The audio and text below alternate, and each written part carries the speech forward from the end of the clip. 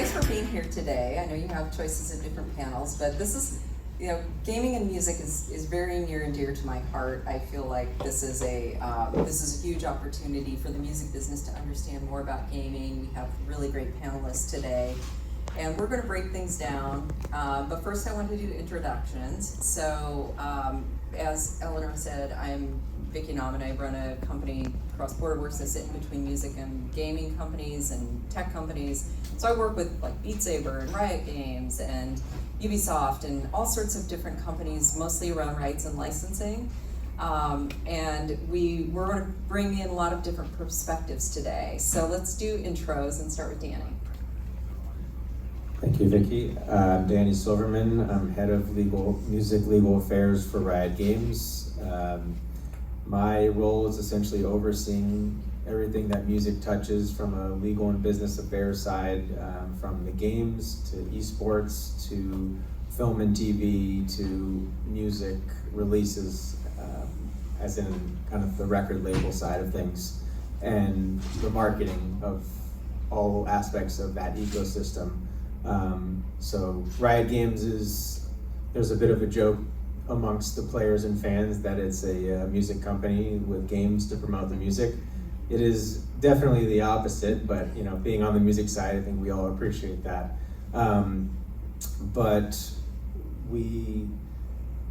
my job focuses largely on the way that we're creating music, and particularly a lot of original music to work into our products, whether it's creating new music for a specific live event, a theme song, an anthem, or more recently, and probably the biggest project that I spend my time on at this moment is Arcane League of Legends, the Netflix series, which is releasing season 2 in a few weeks. So that's a bit about me. Awesome. Take it away, Emily. Thank you for the transition. Hi, I'm Emily Levy. I've been at Epic Games for the past 4 years. I work on partnerships across culture, broadly speaking, music included, also includes our work in a variety of different categories, the work that we do with creators, and I spend most of my time focused on the Fortnite business. Fortnite is a video game turned social entertainment ecosystem launched in 2017, and music has played a massive role in the evolution of Fortnite, and I think we're going to speak about that evolution today. So, thanks, Emily. Spiro here from Tune Global. We consider ourselves pretty much a technology company, and how we work with gaming essentially today is providing infrastructure, enabling music experiences into gaming partners and clients of ours, and a relationship with the licensing side. So how at scale some of these gaming companies can license music, how they get access to millions of assets, but also the engine room behind that of being able to work with companies to understand publishing and how you expose fully clean music on these platforms across multiple markets. And I think for us it's been really heartening in the last couple of years to see more and more gaming companies wanting to engage with commercial music. We don't give them the rights, but we work with the rights holders. We give them the technical stack, the user engagement or the UX features from a music lens versus just the gaming side, but also handhold a lot of our gaming partners through the process of music licensing, publishing, and how to kind of make it all work together. Great. So I just want to show of hands, how many people in here are gamers? Okay, good. We got some gamers in here. A lot of people in the music business have been kind of curious about gaming for a long time, but it's really mainstreaming right now. And it's not only that there's no stigma around gaming anymore, which I'm old enough to remember when there was stigma around gaming. But there's also, uses of things like Unity and Unreal Engine that are fueling, other enterprise type solutions. And so gaming really is on the cusp of so much change, and it's at the high level, it's so perfect for music because it's built around engagement, in-app monetization, it's psychology, it's about belonging, it's about community. But this industry is bigger than film and music combined, and I think we're still in the real early days, formative days of figuring out what that killer app looks like for music inside games. But I want to hear from each of you to talk a little bit about kind of like thinking through the gaming industry and why, why should people in the music business pay attention to this? What are the real dynamics about gaming that we just don't see any other vertical?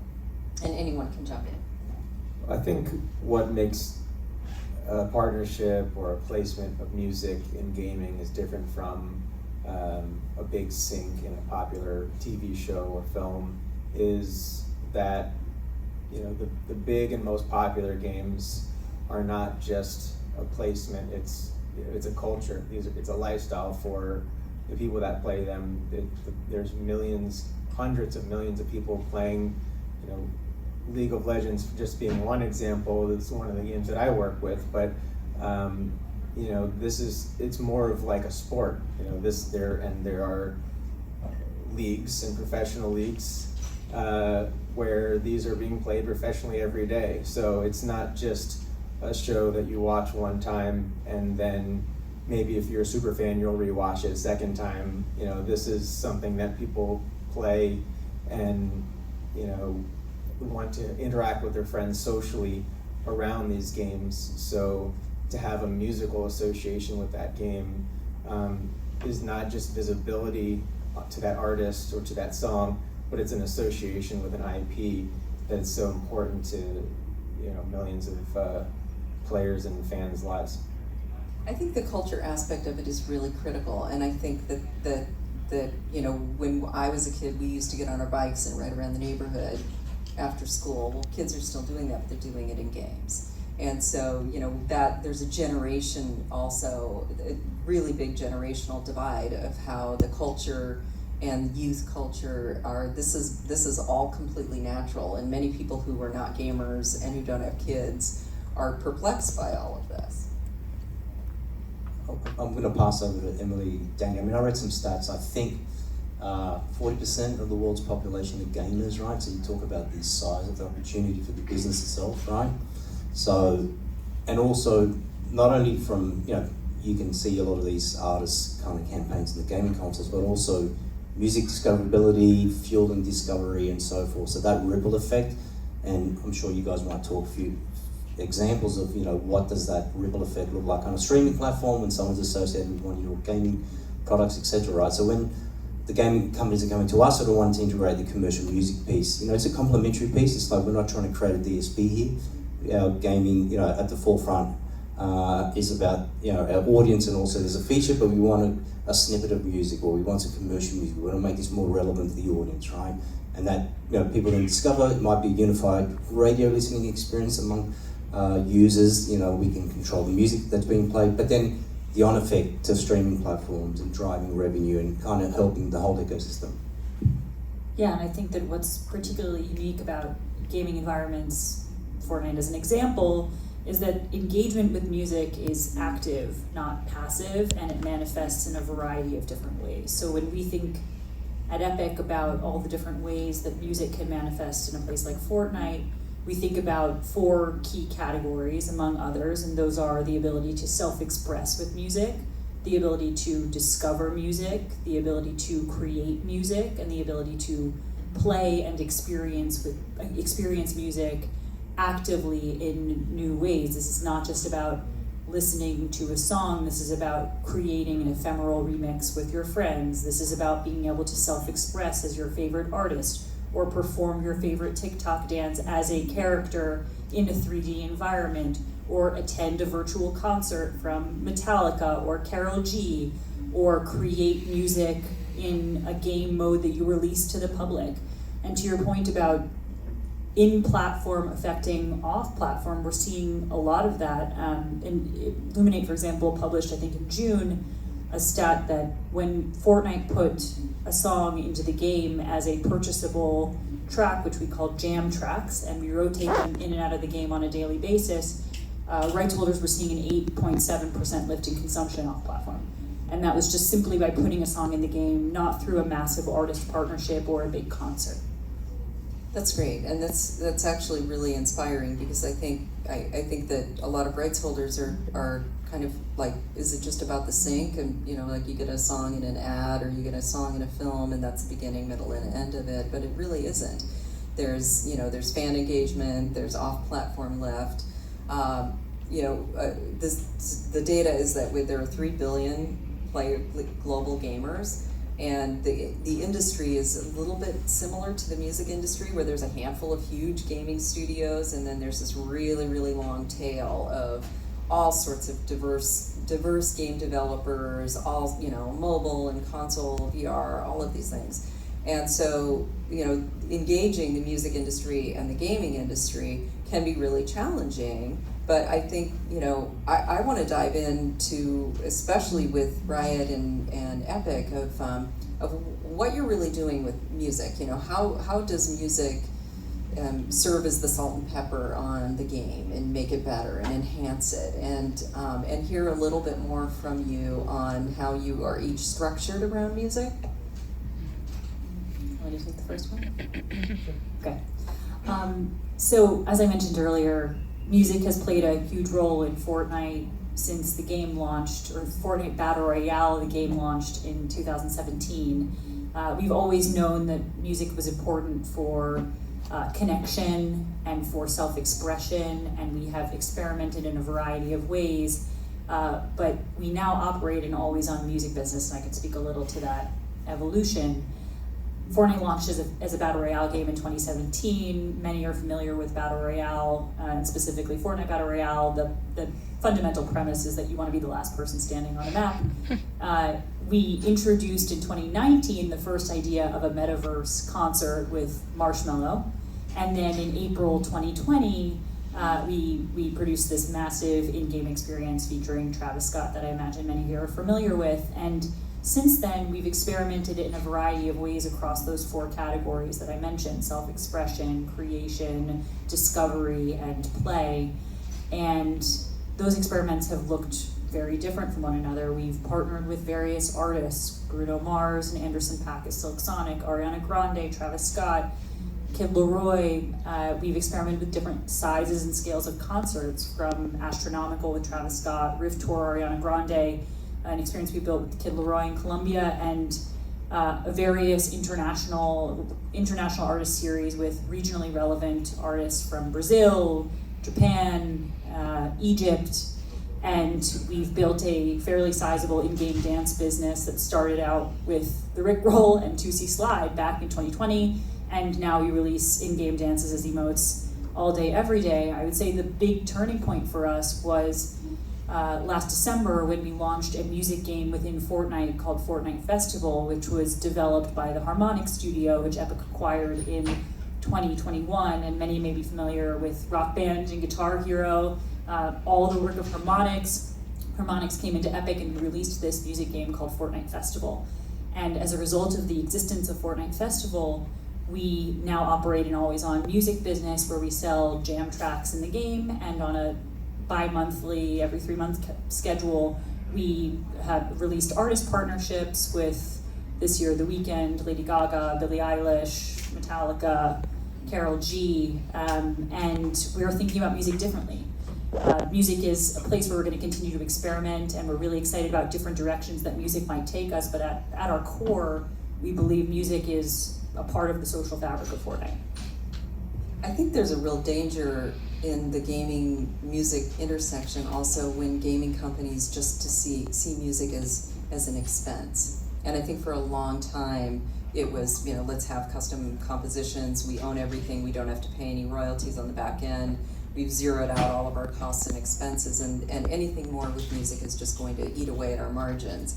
And I think that's a huge danger of the music business, is that if it's just seen as a cost center, it will never ever reach its full potential in games. And so I love the journey that you guys have been on, because it shows how you've experimented, you've done some things, you've iterated, and you've found a way to really make music be part of the fabric. And Danny, you guys have a really, really interesting approach to music as well. Yeah, and I think, there's been an increasing interest and shift on the music industry side in finding ways to converge and get involved and partner with the gaming industry as a massive outlet and possibility for expansion. But there is sort of a similar realization on the gaming industry side that I think historically saw music purely as a marketing tool rather than an asset in itself.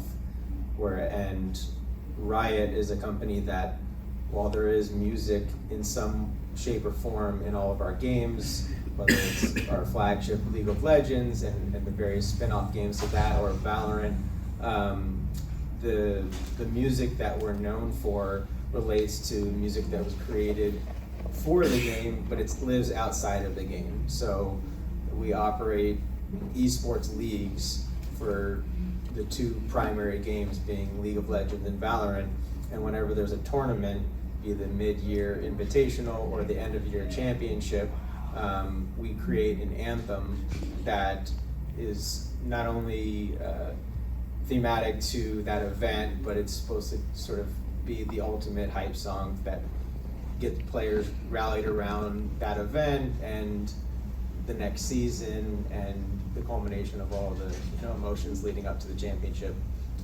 game. And that is something where we've worked with a variety of artists from up and coming, or maybe artists that didn't have an association with the game's fan base, to superstar artists. And I think on the A&R side, there's a primary goal of finding artists and producers and songwriters that understand the game, are players of the game, fans who want to be involved in that world, because it's anyone that we work with on the music side, the players are analyzing that they know who these artists are, whether they play the games or not, whether they care about gaming or the IP. So finding the authentic partnerships is huge. But ultimately, when a song is a success, you're creating an association with that event and back to the game that, again, as I mentioned before, has a really positive impact on that artist. And to give you an example, in 2021, we did an anthem for the Valorant Championship Tour with an artist called Gravitz, and his song "Die For You" became such a major anthem for Valorant players that it really opened up not only the streaming numbers for that artist Gravitz, but also opened up more gaming opportunities to compose for other games, because of the fact that this song was so successful within the Valorant community. And we have worked with some other artists that the collaboration that we did really was a jumping point for their following, and helped them go on to promote their next album. And when we release music, our Valorant, the game, has an artist page that all the music gets released on as a primary artist, and with League of Legends. So Valorant has 3 million monthly listeners, and League of Legends has, I think, about 48 million monthly listeners. So it's not only a game collaboration, but almost an artist collaboration. And so we try to find ways to create this win-win partnerships with the artists, the labels, and publishers, so that it's not just a simple sync, but it's truly a way to find the convergence of fan bases. I think that's great, because what you're really talking about is, the sync is the entry point, and it's just one aspect of the entire partnership. And maybe we could talk a little bit about what does an effective, useful partnership between music companies or artists and gaming companies look like. And maybe we start with Spiro, because you're getting a lot of inquiries from games that want more music in there. What is their motivation? So first and foremost, I think the first motivation is, we've been using background music, and that serves its purpose, right? There's a purpose for background music and companies there that have been working with gaming. Then there's the whole commercial aspect of, hey, if we had some popular artists in here, what will it do to our dwell time on the games and give it more credibility and a brand affinity? But also, I think we're seeing from the rights holders side more meaningful conversations between the labels and publishers, in terms of, we can provide the piece of paper that gives them a license, but we can't do the rest. So how do you match a label with 3 publishers and so forth? So then there's a technical side to that. So, well, you have to understand that. And so in our use cases, we have third-party integrations with a lot of publishing gating companies. So we give them comfort to sort of say, hey, label and publisher, we are the means to the end on the technology side. You guys got to come to the party and help the companies clear maybe a sub-catalog. So we've seen requests for sub-labels or sub-catalogs. So in the days 10 years ago, DSPs were like, hey, you need 80 million tracks. I need 120, 150 million to be bigger than the others. Generally speaking, these days, a lot of companies are looking for smaller catalogs, so it doesn't have to be this whole 100 million game. So I think that's kind of the first step we're seeing. So can we get access to hundreds of thousands of tracks? And then from the gaming side, educating them about how the music business works, right? Can be complex for the uninitiated, but there is a pathway forward, and it can be expedited working with the right partners. I mean, there's a mechanical aspect to just getting the square peg in the round hole of the music industry and the gaming industry, but I do feel like the fact that you guys have done these artist collaborations, that's also something where more and more artists are gamers themselves, and they want to engage with the gaming community. But talk a little bit about both Danny and Emily on what you have found makes a great partnership with the industry. Yeah, so every one of our partnerships is different. They look different, they feel different, what's included in them is different.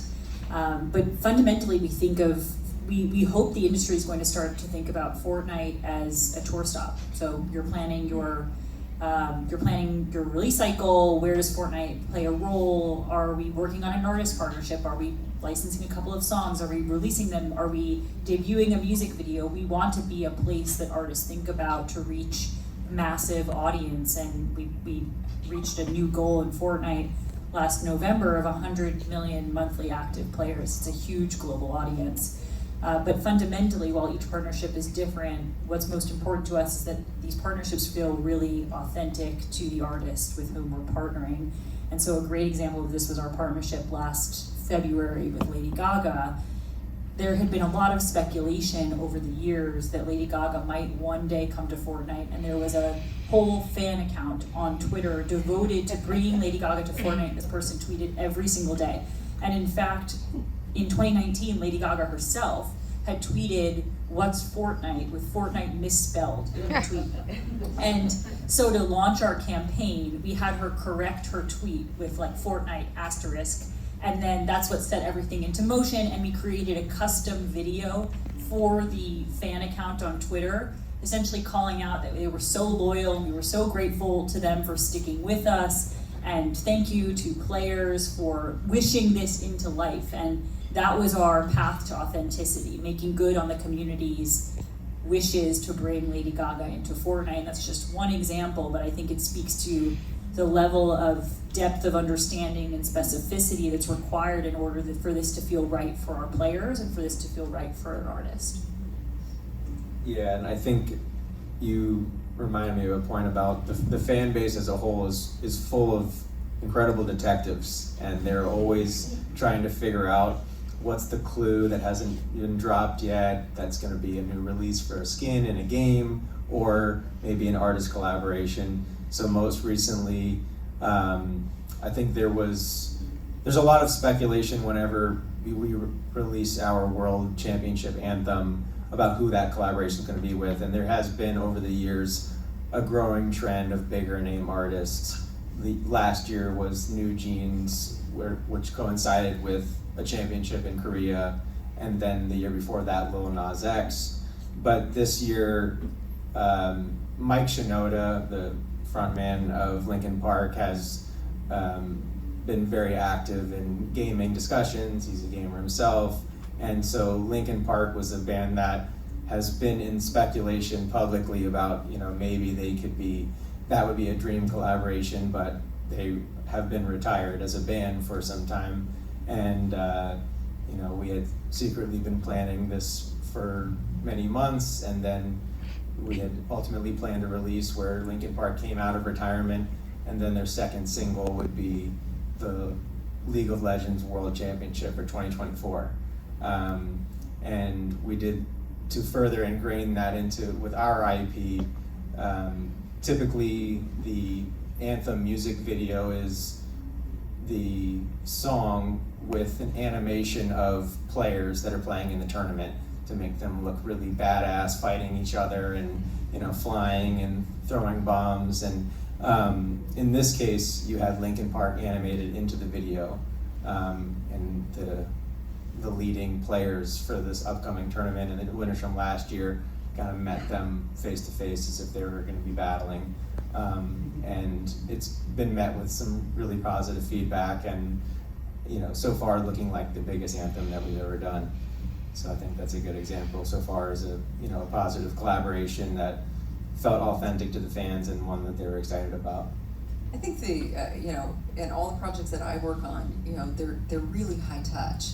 And that's also something that I think the music industry has gone through this 20-year evolution of moving things to digital, and oftentimes things are just, you know, supply chain, pipeline, get in there, you know, that you're not touching much of the music. Once you get a deal done, it just appears in the platform, whereas anything in gaming, you're doing something meaningful. It takes a lot of time and effort to make it work for the game, to make it work for the community and players, make it work for the artists and the artist team. And this is also why I think right now we don't have, you know, millions and millions of opportunities for music, but we're getting there. And I think, you know, as you are leaders in this and you're starting to experiment, you find out what works. That opens up the opportunity for scalability. We have a few minutes left. I'd love to hear some of your perspectives about what's next. What is the future? Where are each of you going? You can speak generally about the market or specifically, and maybe Emily, we talk about that with you because I feel like you've done so much testing and iteration. It's really exciting to hear how your decision making works.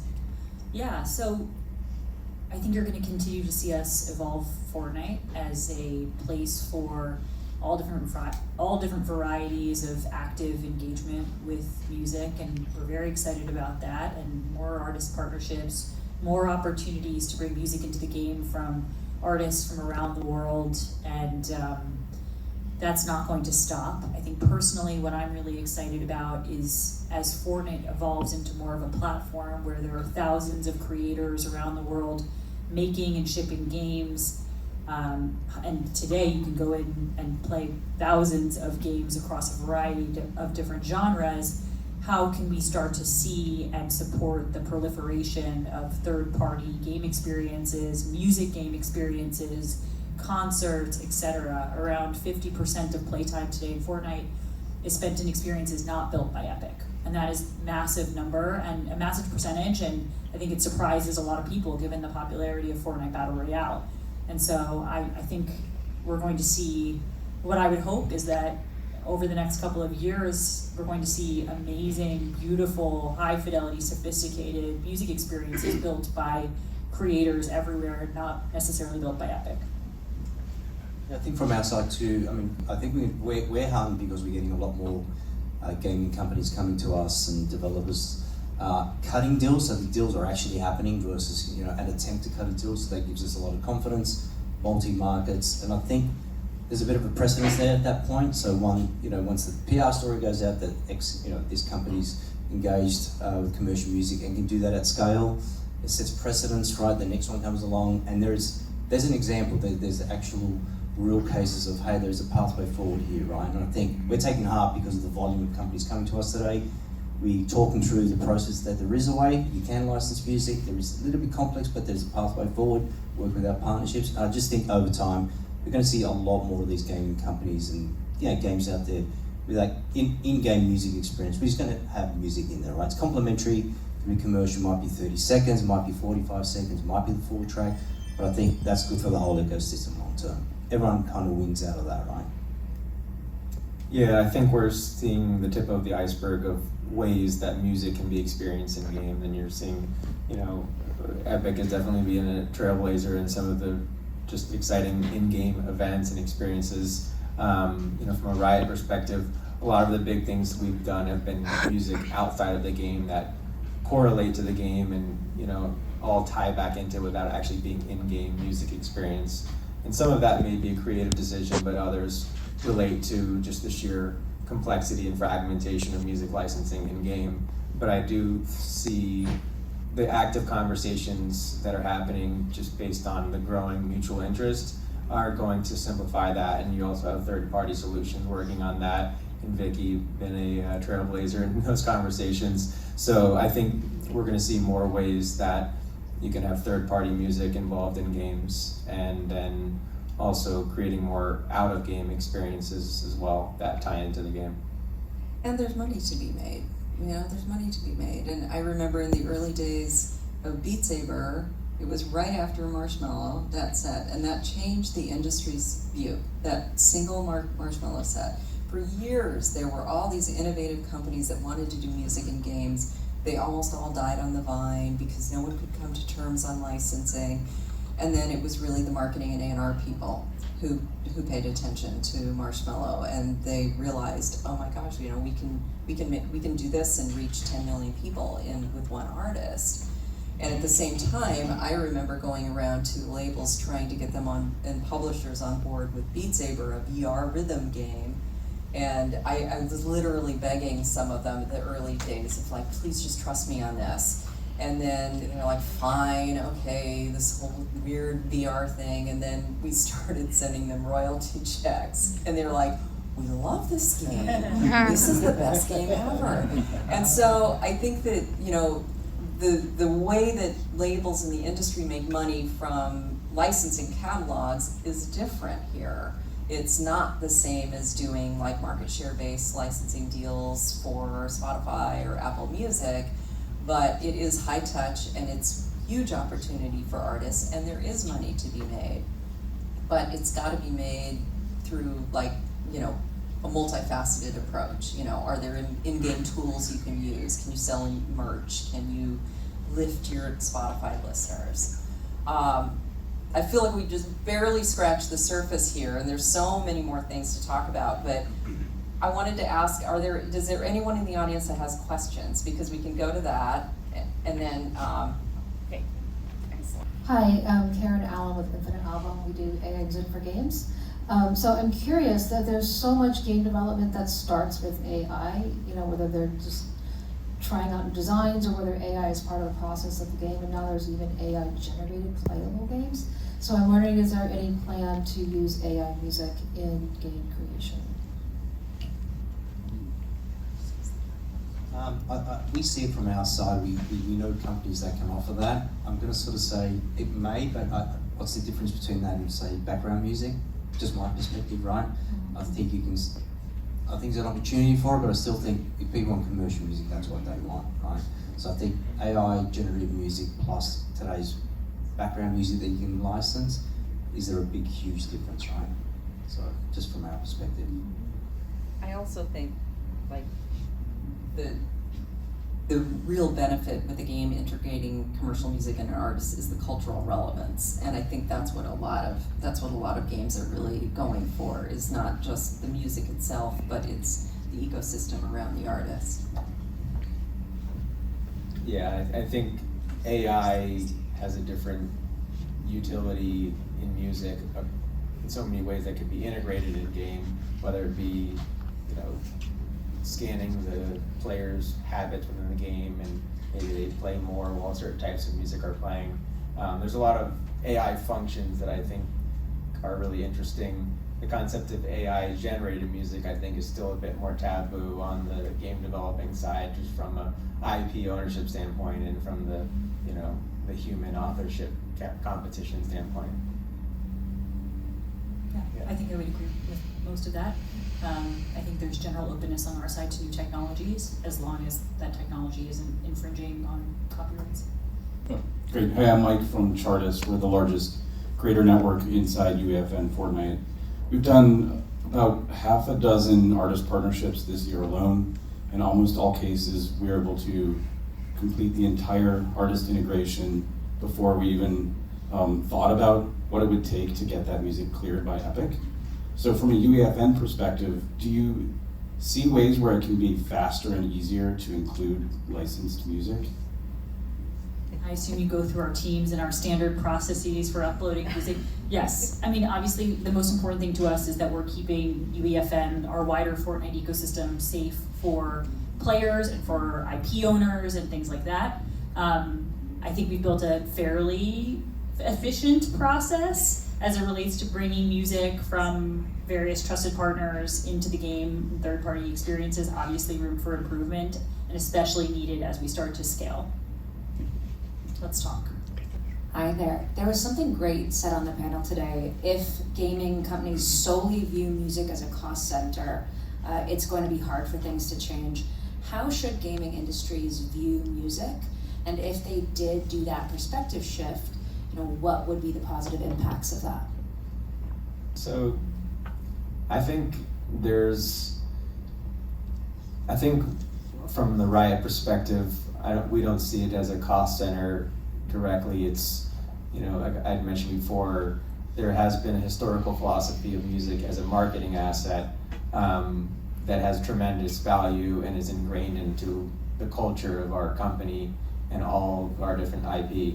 But there is an ongoing, I don't want to say battle, but working conversation that needs to be had with rights holders, with publishers and labels there's a tale as old as time of promotion and exposure versus the value of music, depending on what side of the table you're on. And if you're on the rights holding side, it's, if it's being used for XYZ, there's a price tag for every use. And then if you're on, the marketing side, or you're on the film or game or whatever side where you're doing the placement, you're gaining from this because of this exposure.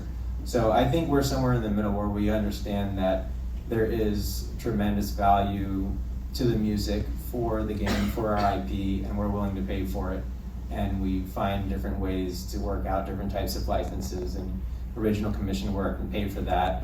But the conversations are often about, how broad of rights can we have, and explaining to the rights holder side that rather than sort of drawing a line here and saying every single use needs a price tag, which maybe we hit the end of our budget, there is a net positive to both sides if we have the ability to use that same music in a paid license use across a broader ecosystem that gets more eyes and players and ultimate fans of different IPs within Riot's base to see it. Yeah, I agree with a lot of that, and I would just say I think the most important thing to us is that we're compensating rights holders fairly for their music. But it's a continued evolution, and we like working with partners who want to lean in a variety of creative ways and see the value of everything that we can do together, the entire ecosystem of reaching new audiences, an active, engaged fan base. For example, in January, February, we worked very closely with the Republic team to debut a music video from The Weeknd, and yes, we licensed music for sale as a playable jam track and for sale as an in-game dance, as an emote, but we also debuted this music video that lived exclusively in Fortnite, was never released anywhere else, and created a buzzworthy moment around that piece of content. And so there's a variety of different ways that everybody can win, and when we work with partners who lean in, want to get involved, want to do things that are new and creative and different, that's where I think everybody continues to see value as the opportunities continue to evolve.